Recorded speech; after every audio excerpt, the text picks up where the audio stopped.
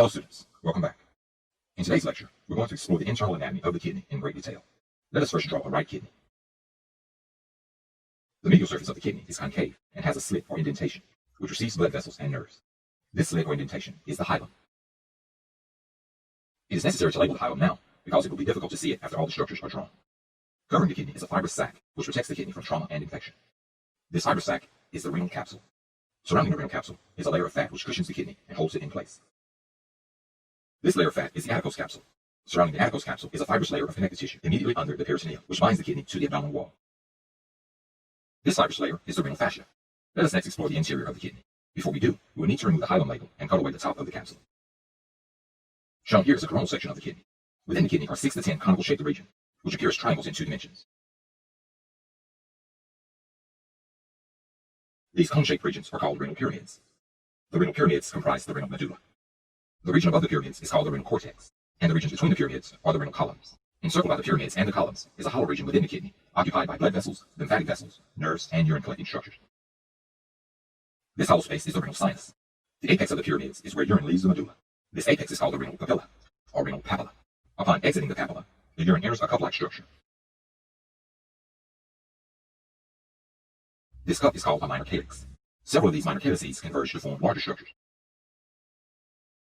Each of these larger structures is called a major calyx. And so here we have 2 major calyces. The major calyces and the remaining minor calyces then converge to create a funnel-like structure. This funnel-like structure is called the renal pelvis. The renal pelvis then continues as a tube which leads to the urinary bladder. This continuation of the renal pelvis is called the ureter. Anatomists divide the kidney into compartments. Each compartment consists of a pyramid, the cortex above the pyramid, and 1/2 of the renal column on each side of the pyramid. Each compartment of the kidney is called a renal lobe. Supplying oxygenated blood to the kidney is the major artery of the urinary system. This vessel is the renal artery. Draining the deoxygenated blood of the kidney is the major vein of the urinary system. This vessel is the renal vein. These are all the structures which we will cover in this lecture.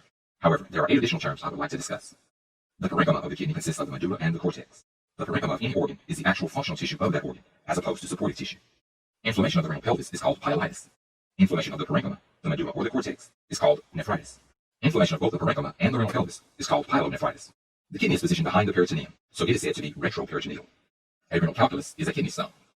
Renal colic is pain caused by kidney stones. Dysuria is discomfort passing urine. Let's now label all the structures we have discussed.